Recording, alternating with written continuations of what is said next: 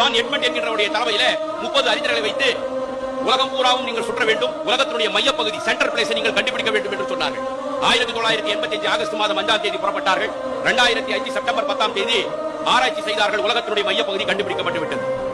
John Edmund அவர்களே, உலகத்தினுடைய centre place மையப்பகுதியை கண்டுபிடித்து விட்டீர்களா என்று கேட்டார்கள்.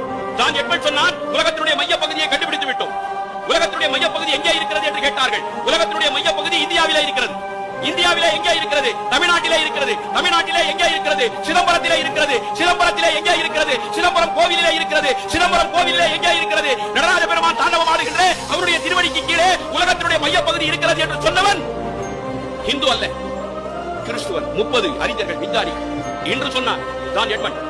1000 வருடங்களுக்கு முன்பாக பெரிய புராணத்திலே சேக்கிழார் பெருமான் பட்டி செய்தார்கள். உலகத்தினுடைய மையப்பகுதியை காட்டினார்கள்.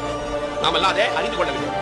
உலகளாம் உணர்ந்து ஓதற்கு அறியவன், நிலவுலாவிய நீர்மலி வேடியன், அழகில் சோதியன், அம்பலத்தாடுவான், பல சிலம்படி வாழ்க்கை வணங்குவான்.